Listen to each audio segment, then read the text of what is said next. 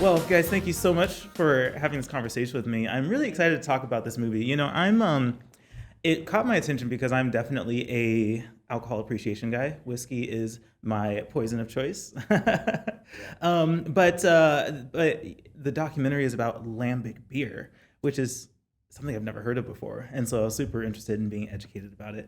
Let's start with that. What is lambic beer? Lambic is a style of beer that's made in a specific region in Belgium, and it's only made there. And it's a beer that's spontaneously fermented, so it's not like all other beers where you put yeast into it to start the fermentation. This is something where you brew and then you let it cool down overnight, and the yeast in the air and the environment go into the beer and ferment it. So it's basically like how beer was made, like in the ancient times. Mm-hmm. Wow. It's quite the process. I believe the documentary says that it takes significantly longer to make lambic than it does for like a traditional craft beer or something like that, right? They put it in barrels after it's brewed and inoculated by the wild yeasts. And then it's like minimum of 6 months before you can start like sampling it from the barrel. And then beyond that, when they start blending it to then later bottle, that's like a process anywhere from 2 to 3 years. It's a long time, but it creates a great product apparently. It's funny. I posted on Instagram, and you messaged me about the sweetened lambic that I found at the store. It's really I remember because I knew the documentary, I was going to be watching it, and I saw lambic on the bottle. I was like, oh, I should get that. And actually, I know what you're saying now about why it's sweetened more. Courtney, as my whiskey gal, it's interesting because when I'm watching this movie, I'm noticing that they're treating lambic beer very similarly to how you might treat wine or maybe even whiskey, where you're sniffing it, you're swishing it around. What is the lambic beer experience like drinking it compared to like whiskey or wine or anything like that? I guess my personal experience, I definitely think when you go into trying a lambic, this may or may not be what you're asking, but when you go into try a lambic, I don't think you can go in and think like you're trying a regular beer. Okay. Right. So if you've ever tasted, I'm not an aficionado. I'm just like a happy consumer. Do you like this? And that's fair enough. I know what respect I it. like. But every once in a while you can try something that's just like, I think everybody comes up on like maybe a Maker's at some point or a Jack Daniels, right? Like everyone starts somewhere, right? In a Coors Light area. This is would be like a top notch. So when you start drinking like really good stuff, sometimes you haven't like acquired a palate for it. I think like for me, especially when I first tried a Goes, I was like, I remember we went on a research tour, Mario, the cinematographer, Jerry and myself, and we were going to spend like a week, it was a week and a half or something, just tasting lambic and tasting Goes. I've never done it. And I remember I was into stouts at the time, and I remember tasting lambic, and I was like, oh shit, wait, a week and a half of this? I was like, I think I've made a big mistake. I was like, I had the very similar reaction to a lot of people. And then I think like a little bit into our trip, I tried a very old Goes. It was like a 2001 with Mario and Jerry at a Three Fontaine restaurant, and something clicked. Everyone has that moment, I think, where you swap over. And so anyway, yeah, I think it's like definitely something you kind of come to. Now I crave it, so it's one of those things. And like once you start tasting nicer whiskeys or bourbons, you can't go back down. Right. So it's like that. It's like you have a different now appreciation for beer in general, right? And yeah, so now I'm at this point with alcohol. I've most of them I've kind of gotten up to a level where I can't go back down, which breaks my wallet just a little bit. I hear you. Like I said, I'm a whiskey person. I know exactly how that goes. Like my well is like, it's not cheap. Right. I understand that. And it's interesting because, it's about lambic beer. And as you have pointed out, you can't really compare it to like a regular beer. It's just kind of a different thing. Even with the glassware that's used, it's in, at least when I watched the documentary, it's in stemmed glasses. And it's a different kind of experience. I think that, Jerry, your story about coming across this topic is equally as interesting as the topic itself. Tell me about what inspired you to pursue a documentary about lambic beer. Well, I mean, in bare essence, it was that thing of like, as a filmmaker, you're always looking for like, obviously, you're always looking for stuff that is not out there. Like, I was craving, because I was getting into like beer more intensely, into craft beer as an enthusiast and consumer.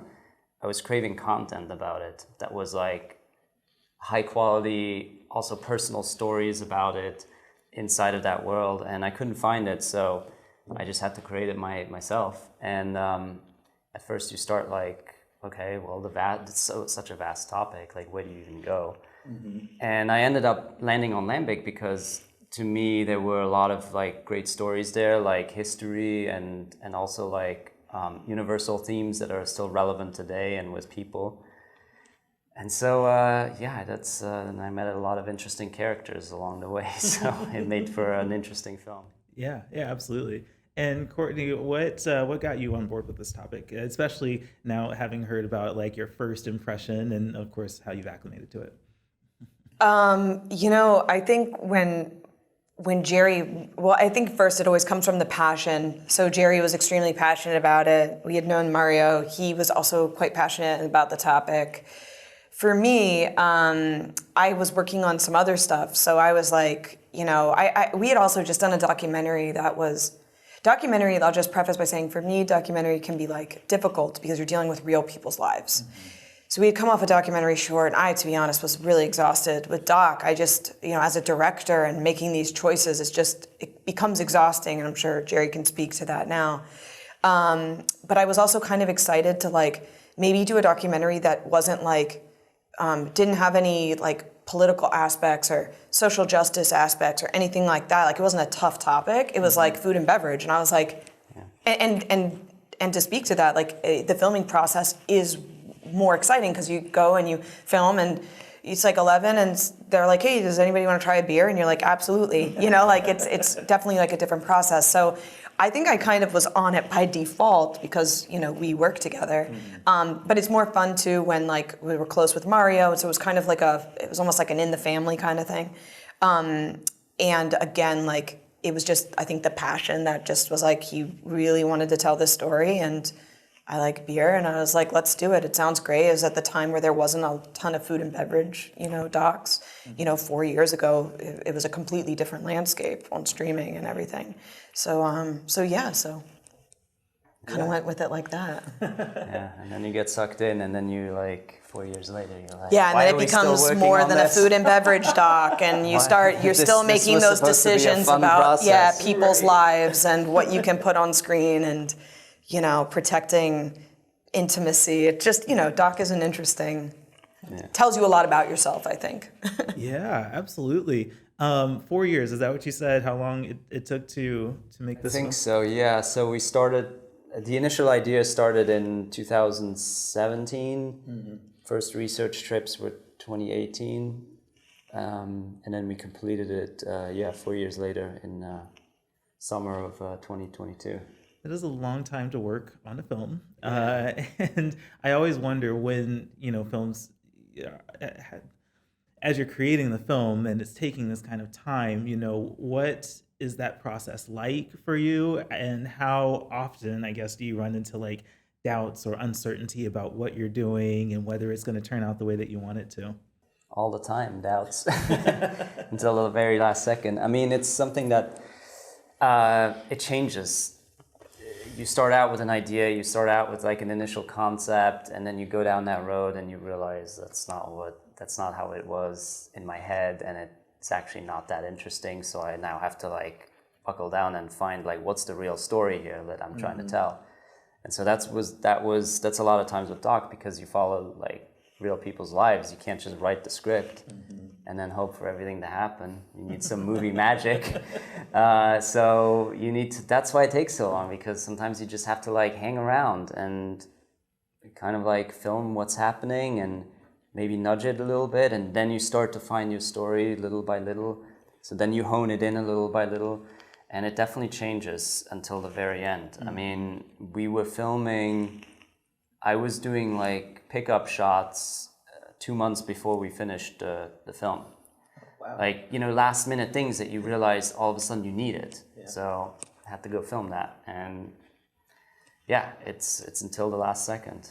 That's stressful. Well, I haven't said it yet, but the documentary turned out great. I really enjoyed watching it. It's very informational, very, I guess, dense maybe, of just a lot of information, a lot of education, even a little bit of drama. Yeah, I think like the movie ended up being, it starts off with like setting the groundworks, the ground rules of like what is lambic and what are we talking about, the framework basically.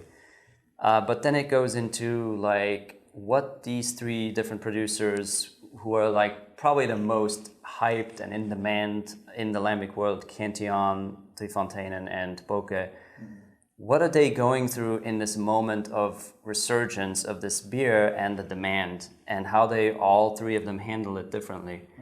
And that's really what the movie is about. And so that second half really like becomes that and focuses on that and how the stories connect. And I don't like to answer a lot of questions in film by the end of it, like, because I want people to like, still have like questions and like, think about what they just saw. And also like, for me, it was a moment in time, like this is just like a fragment of like what they're doing and what they're gonna do in the future. So I could continue telling that story and following the journey for like years, but I don't know where it's gonna go. I don't know how it's gonna end. So, we'll have to wait and see. So that's why with some of the stories, they're open-ended at the end for a reason. I was going to say, just to speak to that, kind of also your previous question, I think like, a lot of times just about insecurities and doubts, I think a lot of documentary today can be scripted, or you already know your story going in, right? Like you go to a profile on someone, you kind of have your arc.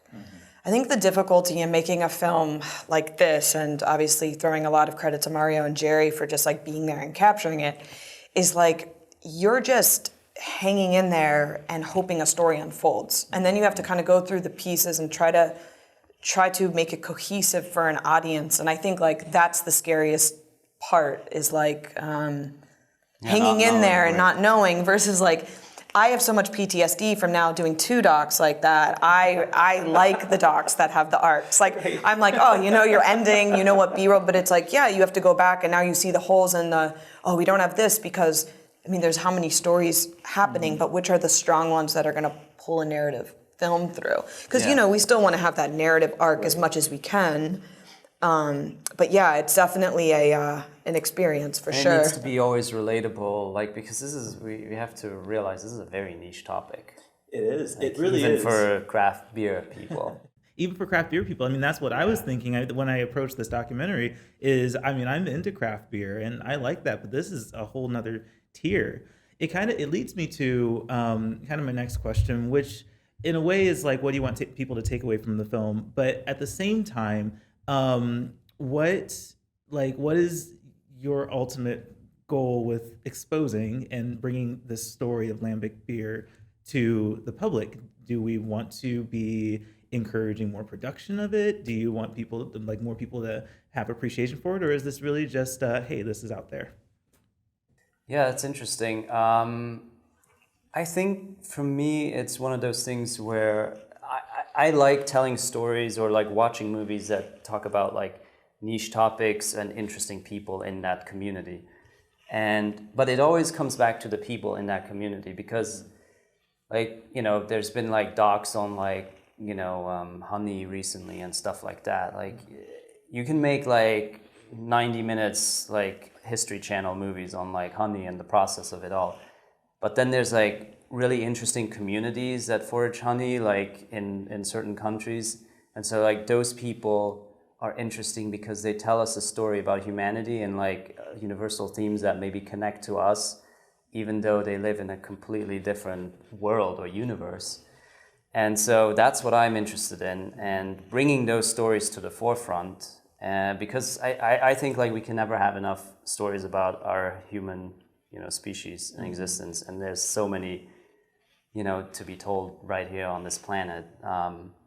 And so yeah, that's the main thing for me. And it started all with obviously being a fan of the beer, and also a little bit with like showing people like, hey, look at this cool thing here. I mean, that's where it all starts, but then you have to like make it like palatable for like a general audience member and bring it back to the people. So it is interesting. Like I see you saying you're actually telling a story about people. You just happen to have lambic beer as the focal point in this case, right? Yeah, and that's really like what we've also done with our last dog. Kind of like there's something always in the background. Here it was lambic, but it's a story about the people. That's awesome. I would like to know how you guys feel about this foam being showcased here in Seattle. What is the significance of that to you? No, I'm like amazed by the turnout. I have actually, this is my first festival. I've been working, so this is my first festival I've actually been to. So I haven't seen it with an audience since we've released it. Really? Yeah. Yeah, Wow. and I've only been to Port Townsend. I've never been to Seattle, but I really wanted to come to Seattle, and I'm actually just really surprised with like the turnout and the audience like participation. I think it's so different when you watch. That's the real test, right? When you watch a movie with your audience or with a audience, you're like, it totally shapes the way you see your own product. And so, yeah, for me, it's been, I mean, he's going to speak more to the beer scene, but just from me on a really basic level, it's been really exciting. Even our 11 a.m. screening had an amazing turnout, and I attribute a lot of that to a very professionally run filmmaker forward festival, because not every festival is like that, and that's just the truth. Like we've been to enough these days where you never know what you're gonna get. Right. Seattle has such an amazing reputation as a film festival, and it's it's definitely been a great time. Yeah, I think like I always like hoped like there was gonna be a good turnout in Seattle because it's such a beer city. But again, like it goes back to like this is so niche. So when I started like announcing it and releasing info that we're gonna screen here, it definitely we definitely had to push and like really get to the people here that are interested in it. Because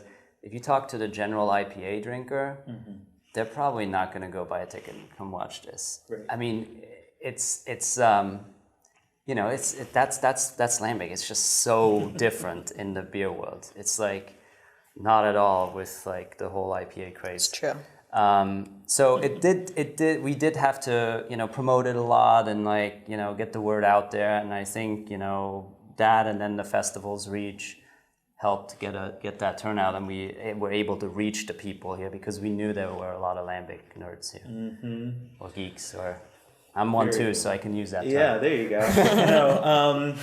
I really appreciate you guys talking with me. I'm looking forward to going to the after party. I know that you might have a Q&A to do, but looking forward to going to the after party and trying real lambic beer. Yes. Oh, you haven't tried it yet? So here's the thing: is that you just tried the framboise. I got a raspberry one, right? So like the opposite of that. Really? And I think when you taste it, you'll be like, oh, I get why this is selling at like Trader Joe's or wherever, because it's like totally readily available. And that, I mean, for that brewery, Lindemann still makes like a very small percentage of authentic lambic, but most of it is sweetened because that's how they survived during the hard times, as you saw the in the documentary film. talks about, which is very interesting to listen to, and how Coca-Cola kind of invaded the market and how it went. Beer had to compete. So yes. Anyway, I appreciate you guys talking with me. Thank you so much. I hope to talk to you guys more at the after party. Okay.